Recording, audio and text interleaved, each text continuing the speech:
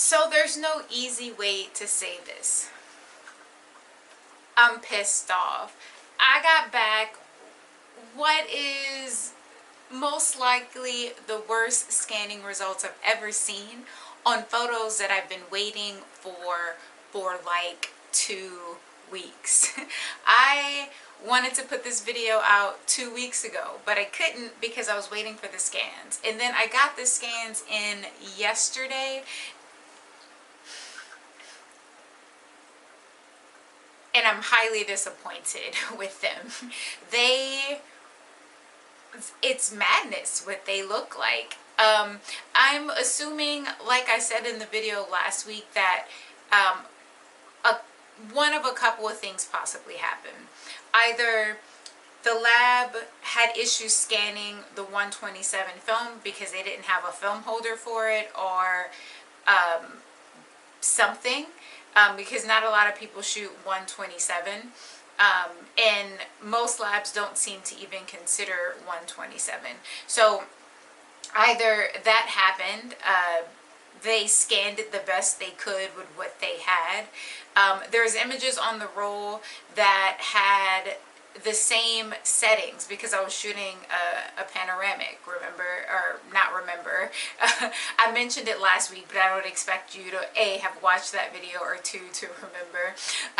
Yeah, so there's shots on the roll that had the exact same exposure settings because I was shooting a panoramic, and they are scanned with totally different results. Like, one will be super warm, one will be really like cold, and it's just not, I don't even know. So that's one of the theories, that they scanned the best they could with what they had, instead of letting me know, hey, we don't have the capabilities to scan this well, we won't charge you for scanning, your film is on its way to you. And the other issue or possibility is that maybe I metered incorrectly. Like maybe my metering was off, but that one seems far-fetched because some of the shots are metered perfectly and some of them are madness. Yeah. But maybe that's one of the possibilities. And the other possibility is that there's some of the shots have these like weird like bleeds into them, which I think is possibly a fault of the camera, that maybe there were light leaks, possibly, that only affected a couple of shots and then didn't affect other shots. I don't know, maybe that's a possibility. So to make sure that that doesn't, in case that's a possibility, I'm gonna redo the light seals on the Baby Rollie, just in case. And plus it never hurts to redo your light seal, so yeah. Anyway, this is the third intro I've made for this video. I'll show you one of the other intros and then take you through shooting and then show you some of these truly upsetting scans. Let's talk photography, y'all.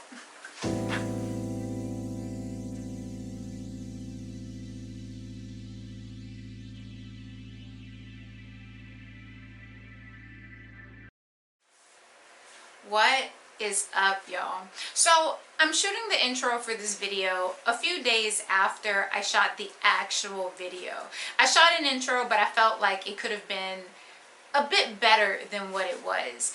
For this particular video, I went out to Mirror Island in Vallejo, California, and I took this guy out. This is my Baby Rollie. It shoots 127 film. We'll talk about that a little bit later. But I took this guy out for a spin along with this.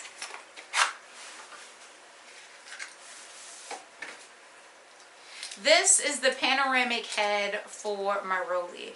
I still haven't seen these shots yet. They are currently being processed. I shot The last couple of rolls I shot, I sent them out to the lab for processing. So I'm waiting to get those back. I'm hoping that I get them tomorrow. Today is Monday. I'm hoping that I get them tomorrow, Tuesday, in time to put the video out. If not, I'll drop this video on Wednesday. We'll see how it goes. We'll chat about all of these things a little bit later, but for now, let's get into the video. Let's go. So right now I'm in a mad dash to get out and take some photos before the fog burns off. The fog is so incredibly thick. I don't know if this is gonna work out the way that I'm thinking it could, but this fog is madness.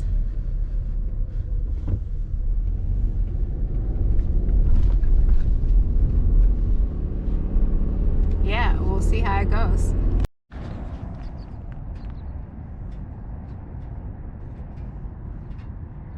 So as we walk over, this is the building that we're interested in. The fog is super thick, but we'll see what we could work out with what we got.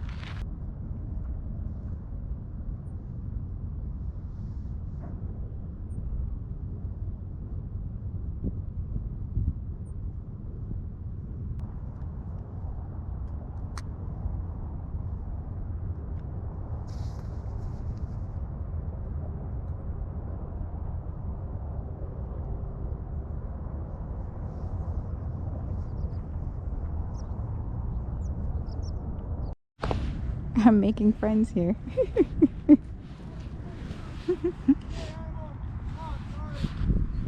It's okay.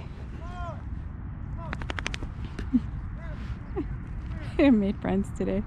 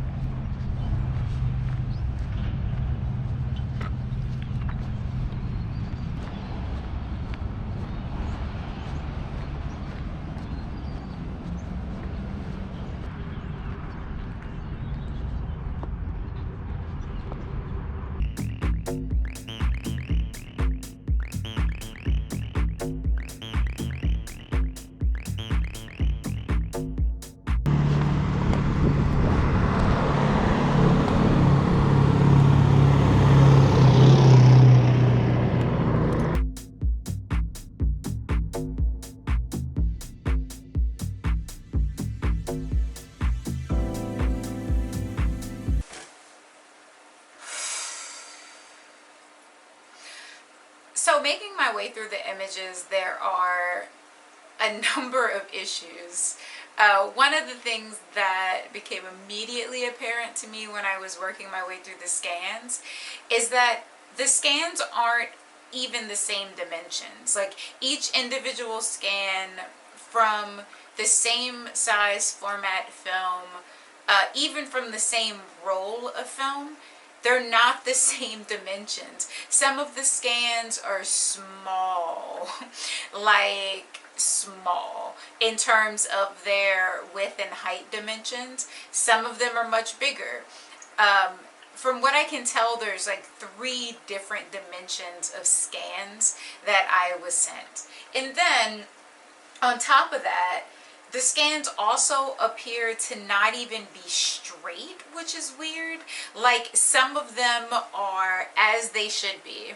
Some of them are skewed a little bit to the left or to the right. And I think that that may be a part of the reason why the dimensions on some of the scans are larger or smaller than others. I don't have an explanation for that, why the lab would have done that. I don't know. And then on top of that, there's clear not so much color shifts from, no, yeah, there are clear color shifts from scan to scan to scan. Some of them have a strong magenta tint, some of them have a green tint, some of them are neutral.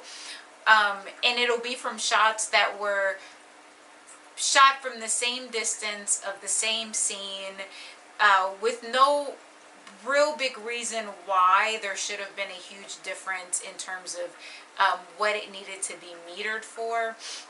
Maybe in the case of there being a building taking up the predominant space right in the middle, the white wall of the building may have reflected light a bit differently, which kind of messed up the metering a bit.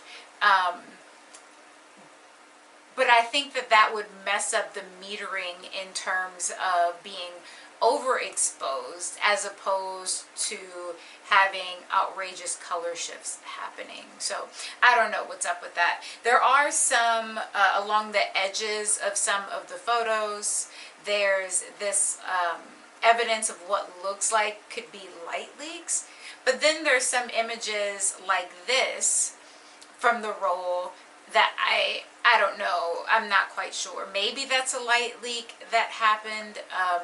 Maybe that was error during the development process. It's really kind of hard to tell. On that roll that these particular shots came from, there were only a few that were affected in this way. Now, there are some shots on the roll that I like. Here they are.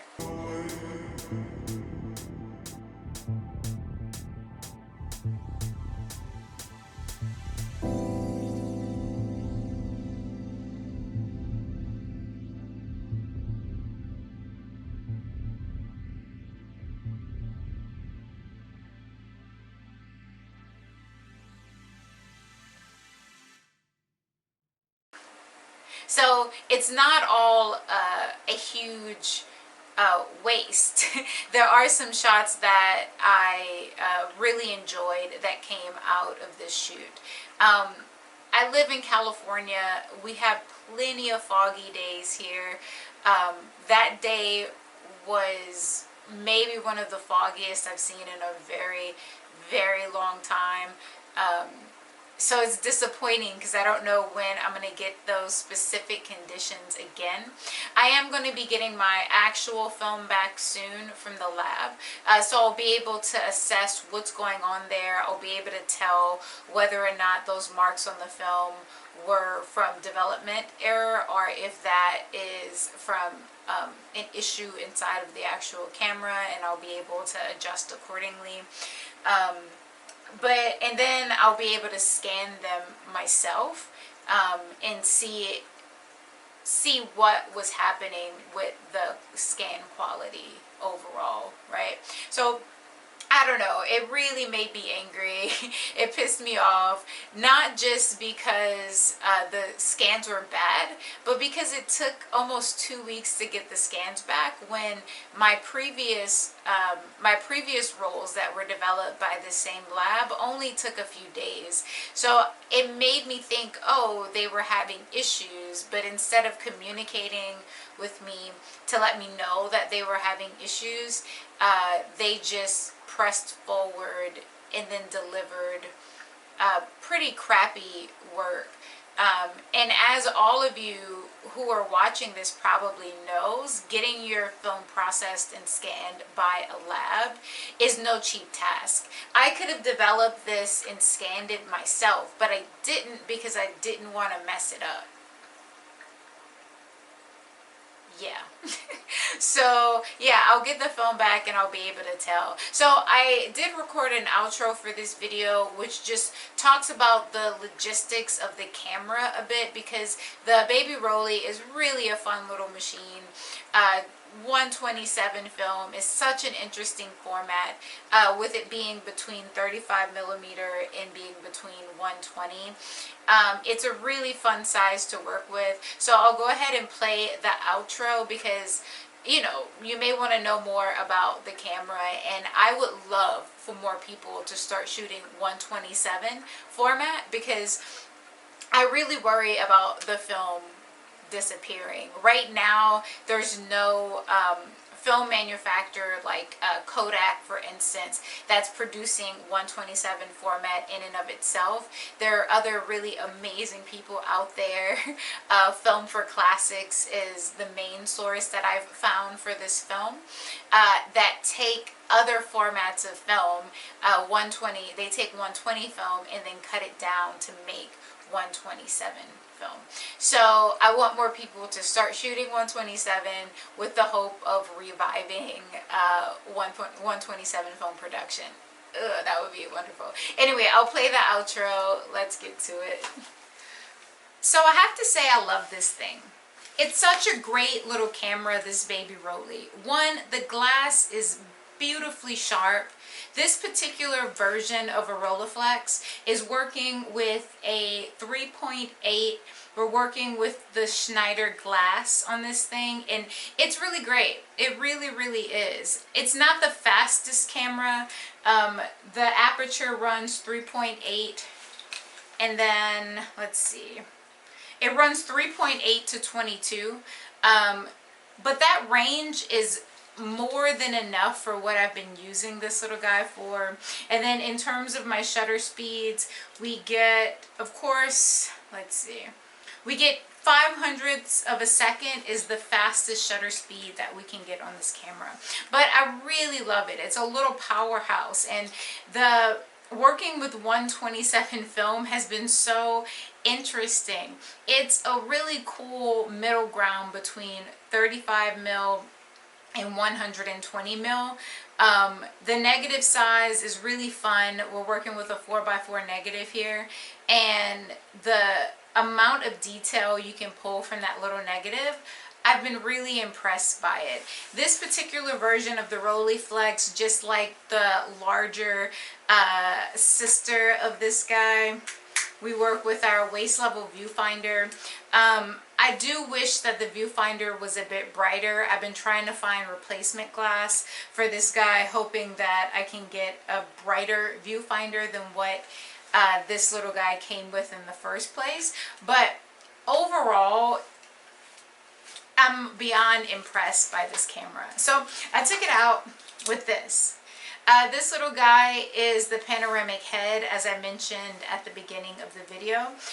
Quick overview for how it works. You simply attach it to the bottom of the camera here into the tripod mount.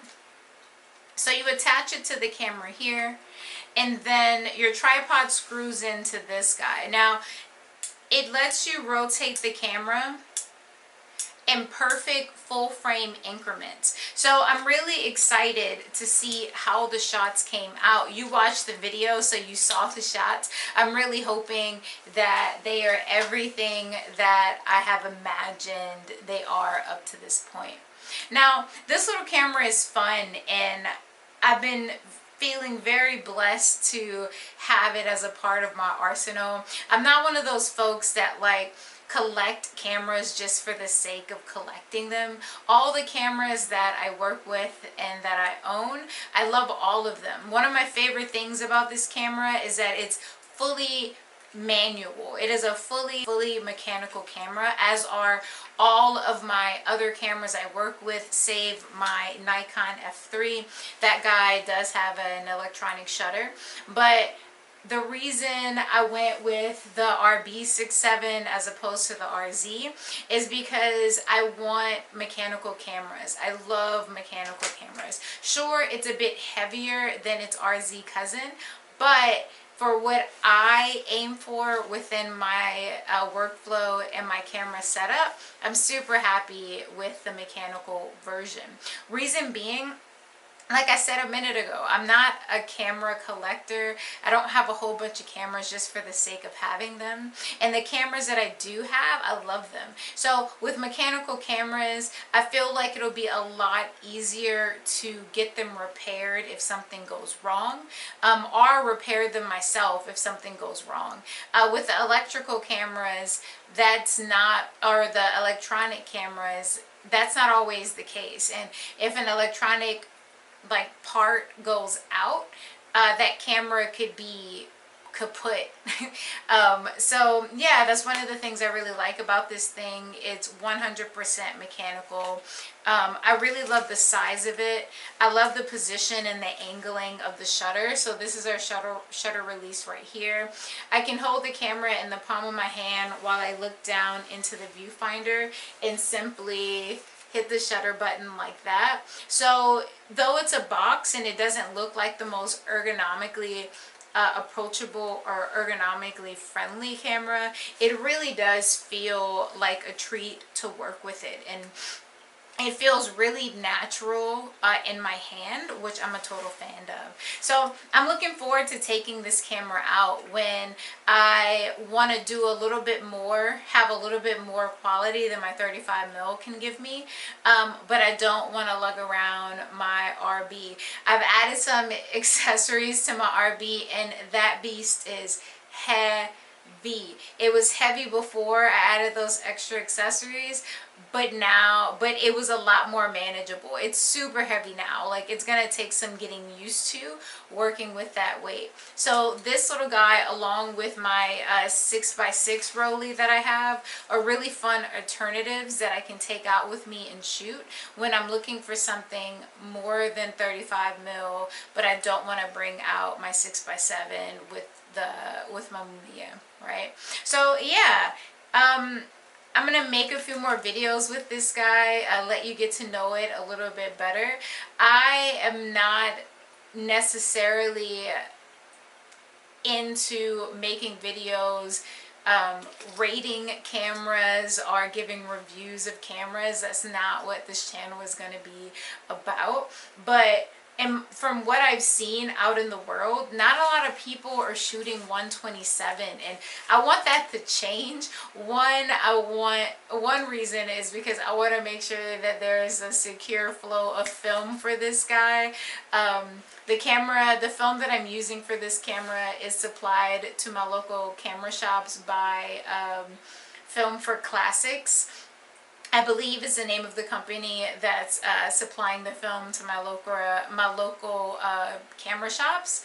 And I've been snatching up as much film as I possibly can every time there's some available.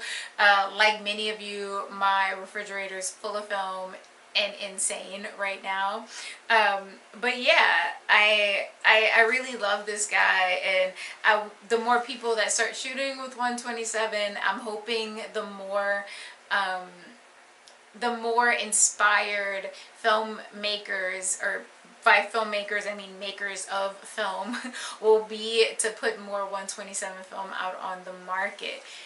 It's a great little camera. If you've never tried it, you should pick it up and give it a go. That's all I have. Thank you so much for watching. Hit that subscribe button. Show me some love. Hit that like button. Comment below if you shoot 127 or if you've shot with the Baby Rollie. Specifically, let me know what you think of this particular film format. Until next time, y'all, I'm out. Peace.